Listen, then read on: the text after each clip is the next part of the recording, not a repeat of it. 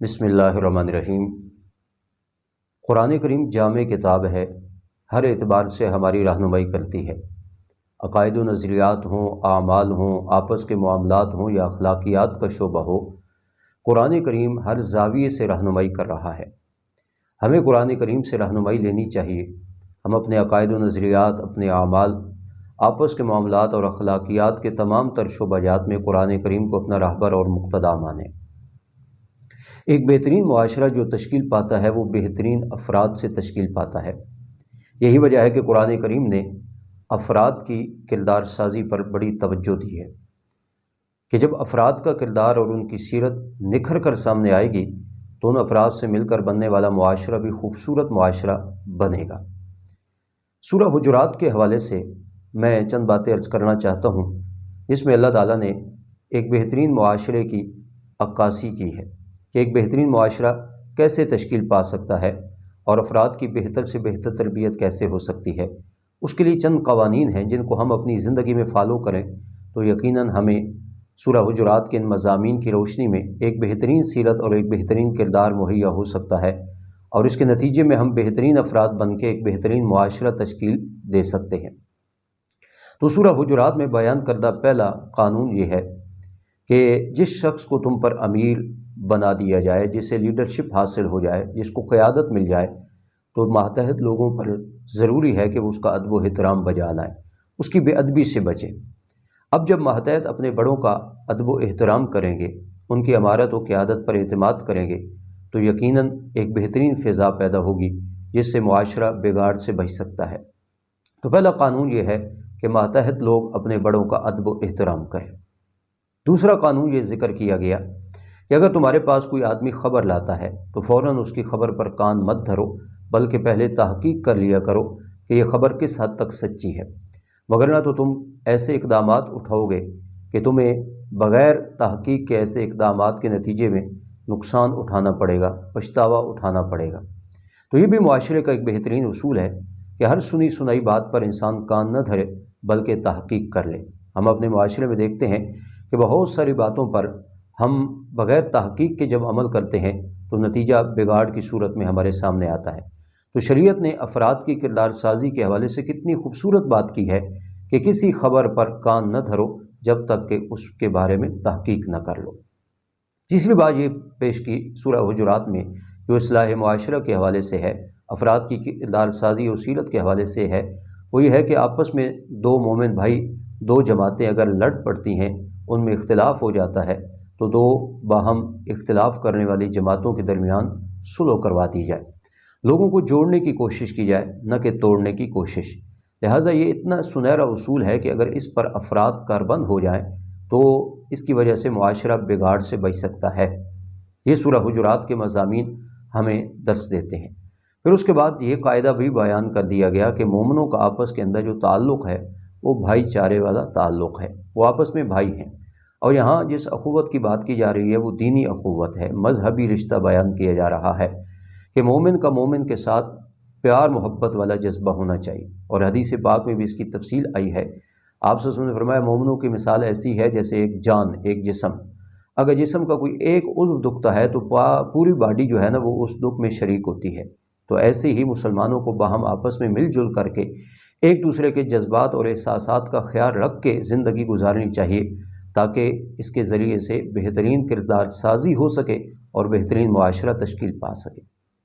پھر یہ قانون سورہ حجرات میں بیان کیا گیا کہ کوئی مومن کسی مومن کا تمسخر نہ اڑائے، کوئی عورت کسی عورت کا تمسخر نہ اڑائے، ایسا مذاق نہ کرے کہ جس کی وجہ سے عزت نفس مجروح ہو اور اس کو تذلیل کا سامنا کرنا پڑے، رسوائی کا سامنا کرنا پڑے۔ ایسا مذاق کرنے کی شریعت نے اجازت نہیں دی۔ ہاں خوش طبعی اور دل لگی آپ کیجئے جو حقیقت پر مبنی ہو۔ آپ یہ نہیں کہ ہر وقت موڈ میں رہیں، آپ خوش طبعی کریں، دل لگی کریں، مگر حقیقت پر مبنی ہو اور اگلے بندے کا دل دکھانا مقصود نہ ہو۔ لہٰذا ہر وہ مذاق جو ایک لمٹ سے آگے بڑھ جاتا ہے اور اس میں رسوائی اور ذلت کا سامنا کرنا پڑتا ہو کسی شخص کو، تو ایسے تمسخر سے شریعت نے روک دیا، کیونکہ اس سے انسان کی وقار اور اس کی سنجیدگی پر اثر مرتب ہوتا ہے اور اس سے ایک دوسرے کے درمیان نفرتیں پیدا ہوتی ہیں۔ تو ایک دوسرے کے عزت نفس کو مد نظر رکھتے ہوئے کسی کی تذلیل اور رسوائی کا باعث بھی نہیں بننا چاہیے۔ اگلا قانون سورہ حجرات میں یہ بیان کیا گیا لا تلمزوا انفسکم کہ ایک دوسرے کو الزام بھی مت دو، بہتان بھی مت باندھو۔ ایک چیز جو کسی میں پائی نہیں جاتی خواہ مخواہ اس کی طرف منسوب مت کرو، یا اس کا مفہوم کہ کسی کو منہ پر تانا بھی مت دو کہ اگر کسی کے اندر کوئی عیب اور کمزوری پائی جاتی ہے تو تم اس کمزوری اور عیب کو لے کر کے اسے تان و تشنیع کا نشانہ بنانے لگو۔ نہیں، اس چیز کا بھی اہتمام نہیں کرنا، کیونکہ اس سے بھی عزت نفس مجروح ہوتی ہے اور افراد کے درمیان نفرتیں بڑھتی ہیں، اور جب افراد کے درمیان نفرتیں بڑھیں گی تو ایک بہترین معاشرہ کیسے تشکیل پائے گا۔ اگلا قانون یہ ذکر کیا لا تنابزوا بالالقاب، کسی کو برا نام دے کر کے مت پکارو، برے لقب سے مت پکارو، کسی کی کسی عیب کو مد نظر رکھ کر کے تم اس کا نام برا رکھ دو، اس چیز کا شریعت میں کوئی تصور نہیں، شریعت حوصلہ شکنی کرتی ہے۔ آپ اگر کسی کو اس کو پورے نام سے پکاریں گے تو اس کی محبت آپ کو وصول ہوگی، آپس میں پیار بڑھے گا۔ لہٰذا نام کو بگاڑنا یا برے لقب سے کسی کو یاد کرنا یہ بھی افراد کے درمیان نفرتوں کو جنم دیتا ہے، اور جب افراد ہی ایک دوسرے سے نفرت کرنے لگیں گے تو ایک بہترین معاشرہ کیسے تشکیل پائے گا۔ پھر اس کے بعد فرمایا اہل ایمان کو چاہیے کہ وہ دوسروں کے بارے میں بدگمانی سے بھی بچے۔ بدگمانی کیا ہے؟ بیٹھے بیٹھے کسی کے بارے میں برا خیال قائم کر لینا کہ فلاں ایسا، فلاں ایسا، فلاں کے کہنے کا یہ مطلب، فلاں کے کرنے کا یہ مطلب، جب تک تحقیق نہ ہو۔ قرآن کریم میں دوسرے مقام پہ فرمایا لا تقف ما لیس لک بہ علم، جس چیز کے بارے میں تمہیں تحقیق نہ ہو، علم نہ ہو، اس سے پہلے اس کے متعلق گفتگو مت کرو۔ تو یہ بدگمانی بھی ایک دوسرے کے ساتھ نفرت کا باعث ہے، تو شریعت نے بدگمانی سے بھی روکا اور فرمایا ان بعض الظن اسم، ذرا سی بدگمانی بھی کسی مومن کے بارے میں بہت بڑا گناہ ہے۔ اور اس کے بعد فرمایا لا تجسسوا، کسی کے عیب مت ٹٹولو، کسی کے عیب جوئی کے پیچھے مت پڑو کہ اس کے اندر کوئی عیب میں دیکھوں اور اس کو لوگوں کے درمیان میں پھیلاؤں، اس تگ و دو میں مت رہو، بلکہ اس سے کہیں بہتر ہے کہ تم اپنے عیوب پر نظر کرو۔ اپنے عیوب پہ نظر پڑے گی تو اپنی اصلاح تو ہوگی کم از کم، اور دوسروں کے عیبوں کو ٹٹولنا اور اس کو اچھالنا، فرمایا یہ افراد کے درمیان محبت نہیں نفرت کو جنم دیتا ہے، جبکہ شریعت کا تقاضا یہ ہے کہ خوبصورت لوگوں سے خوبصورت معاشرہ بنے، تو اللہ تعالیٰ نے اس چیز سے بھی منع فرما دی۔ اور آگے فرمایا لا یغتب بعضکم بعضا، تم میں سے بعض کا گلہ اور غیبت بھی نہ کرے۔ اس عیب کو جو کسی مومن بھائی کے اندر ہو اور اس کی پیٹھ پیچھے اس کو شیئر کرنا، لوگوں کے سامنے بیان کرنا، یہی تو غیبت ہے۔ اور اگر اس شخص کے اندر وہ عیب نہیں اور پھر پیٹھ پیچھے اس کی طرف اس عیب کو منسوب کرنا، یہ تو بہتان اور الزام ہے جو غیبت کی طرح گناہ کبیرہ ہے۔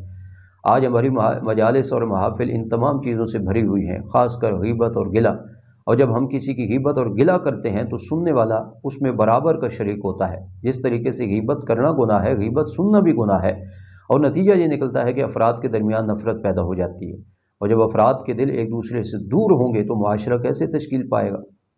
اور اس کے بعد قانون یہ ذکر کیا، فرمایا اپنے حسب و نسب پر بھی فخر مت کرو۔ اللہ تعالیٰ نے تمہیں آدم اور حضرت حوا علیہ السلام سے پیدا کیا، تم آپس میں بھائی بھائی ہو۔ ہاں تمہاری قومیت اور تمہارا یہ نسب و حسب یہ تو فقط تعارف کے لیے ہے، نہ کہ ایک دوسرے پر فخر کرنے کے لیے۔ تو یہ تو زمانہ جاہلیت کی ریت ہے کہ لوگ اپنے حسب و نسب پر فخر کریں اور کہیں میں اس سے بہتر ہوں۔ نہیں، تمام کے تمام لوگ اولاد آدم ہیں، اور اللہ تعالیٰ نے فارمولہ بڑا بہترین بتا دیا، فرمایا اگر میرے ہاں مقام پانا چاہتے ہو تو تقویٰ پیدا کرو۔ ان اکرمکم عند اللہ اتقاکم، اللہ کے ہاں وہی زیادہ ویلیو رکھتا ہے جو سب سے زیادہ اللہ تعالیٰ سے ڈرتا ہے۔ تو یہ کتنے سنہرے اصول سورہ حجرات میں بیان کیے گئے، اگر ان اصولوں کو ہم اپنی زندگی میں فالو کریں، مد نظر رکھیں اور قدم اٹھانے سے پہلے ان تمام اقدامات کو دیکھ لیں جو ہم سے شریعت چاہتی ہے، تو یقیناً افراد آپس سے ملیں گے، اور افراد جب آپس میں ملیں اور محبتیں پیدا کریں تو بہترین سیرت و کردار والے افراد سے ایک بہترین معاشرہ تشکیل پاتا ہے۔